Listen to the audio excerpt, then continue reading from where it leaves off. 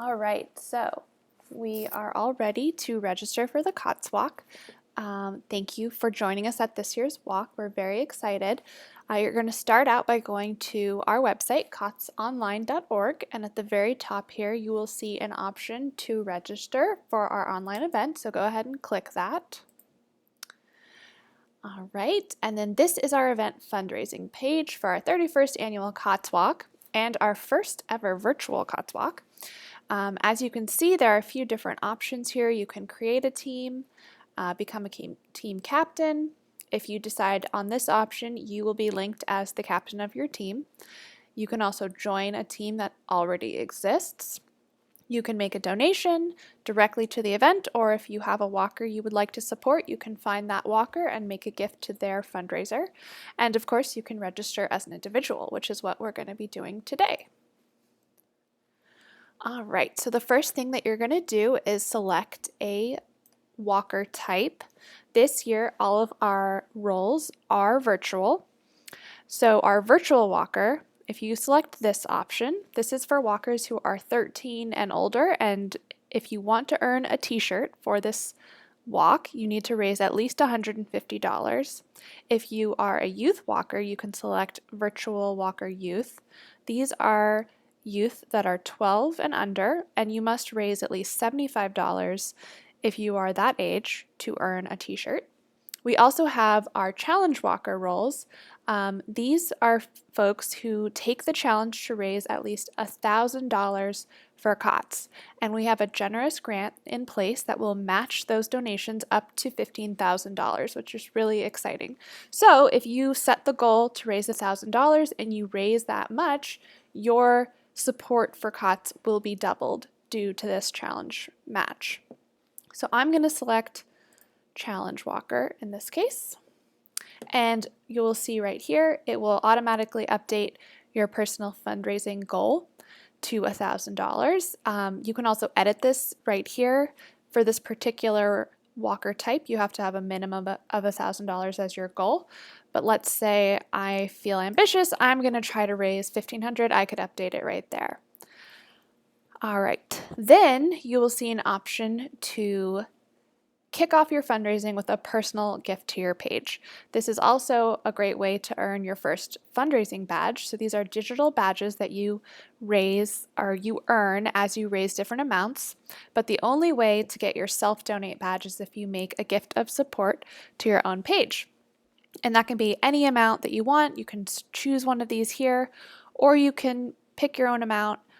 It is free to register for the walk, so you don't have to make any donations to your page to get started. If you did decide to make a gift, you would complete those transaction details at the end of your registration process. The other great thing about this is if you want to make that gift anonymous, so you want to start off fundraising strong with a gift of support on your page, but you don't necessarily want folks to know that you were the one that made that first gift, you can also select to make that gift anonymous here if that's your preference. So then we're going to go to our next step. All right, here is where some people get confused. So there are two different options in this step. The first is if you are new to the COTS walk, you're going to start on the left side here if you've never walked with us before. The returning walker or supporter is in reference to last year only. So this is a new fundraising system for us since last year. So if you walked with us last year, our system will remember you. So you're going to need to log in with your username and password to complete your registration. We do ask you, or a year ago, we did say to save that email with your username and password. So if you think you might still have it, you can look in your email to see if you can access those details. If you don't think you saved that email, if you can't remember, you can select this option and our system will email you your login information to you.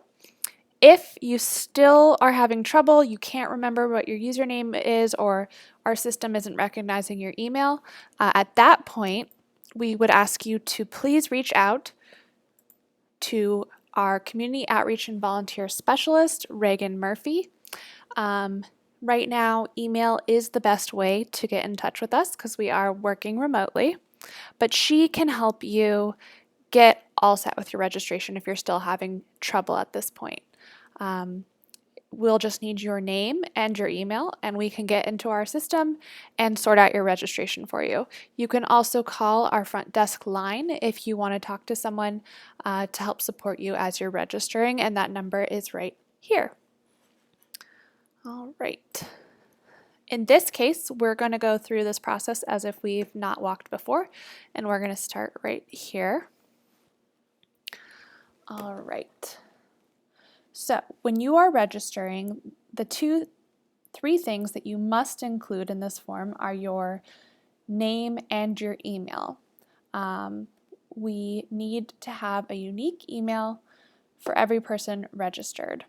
So if you're registering a friend, it's really important that you use that friend's actual email, because if you register them with your personal email, you're going to be linking multiple people basically as if they were one. So it's going to make the registration process more difficult.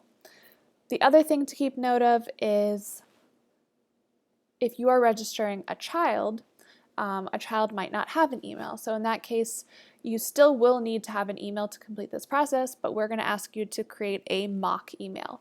So for instance, if your last name is Smith, you can write smithchild@mock.com, and you would just enter that as your email in the email field, and that would flag it in our system as this is a child walker, and we'll know that it is not a real email. So in this case, I will register myself here. It is optional to add your birth date. You don't have to, but in this case, I will put in a date. All right, like that. Then you're going to add your address.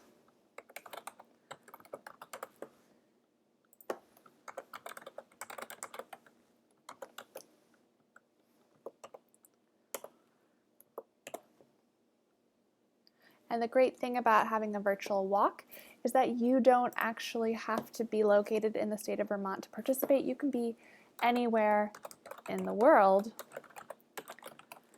and be able to participate with us in this walk. If you'd like, you can enter your phone number.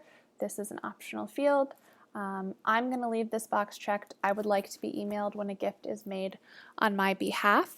This way, if anyone does make a gift of support to my page, I will get an email notifying me about that.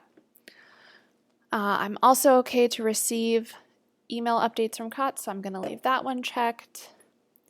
Here, you don't have to select an option, but I will select HTML for my email format.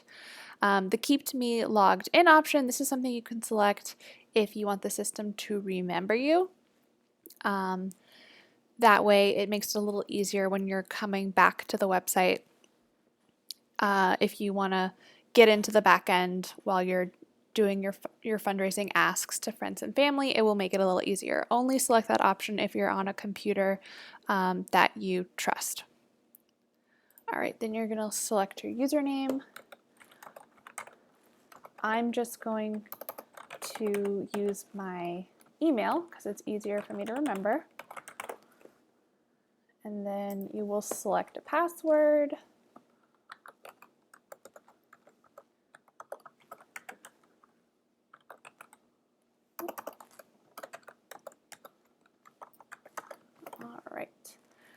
Here in this section, what are the different choices? What do they mean? I'm going to say use my first and last name because I want my supporters to be able to find me when they're looking for me on the website. You can also select Keep Me Anonymous. This is a good option if you're registering a child and you don't want people to be able to find them through the search function of our website.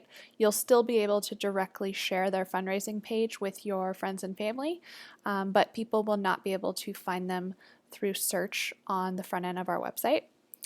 You can also select the option to use my screen name. So this is sometimes good if you have a nickname. Just keep in mind if someone's looking for you by your first and last name and it's different than the screen name you select, they might have trouble finding you. All right, then we're going to choose a t-shirt size. So just to remind you, if you're an adult, you have to raise $150 at least. And if you're a child, you have to raise $75 at least to earn this t-shirt, but you will select your shirt size. And then here you're going to say how many walk envelopes you need. If you're planning to do all your fundraising online, then you would just say 0.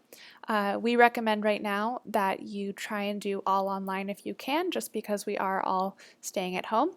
However, if you have certain people in your family that you know are going to want to make a gift through cash or checks, you can say, I would like 1 envelope. We will mail that directly to you.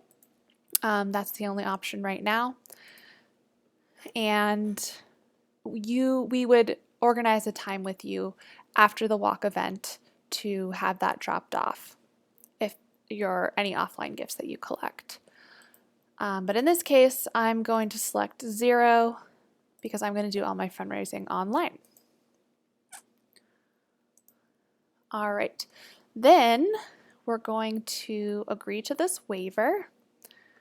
So you have to check here, I agree with the terms above. And this next step box won't highlight until you check that box. And then you're going to get a little summary of your registration. So if everything looks right, you don't need to make any changes. Here, since I picked the Challenge Walker, all participation types are free, so it's $0. If I had decided to make an extra gift, that amount would be reflected right here, and I would have the total would be whatever my gift was. If you did decide to make a gift, you would also be completing your final transaction details before you complete your registration. But in this case, my walk is free. So I'm going to say complete registration. And there you have it. I am all registered for the COTS walk. And then the next thing we're going to show you, here's just a quick summary of my registration, is our COTS fundraising hub. So this is a really great way for you to reach out to your friends and family for support. And please check out the next video for more information on that.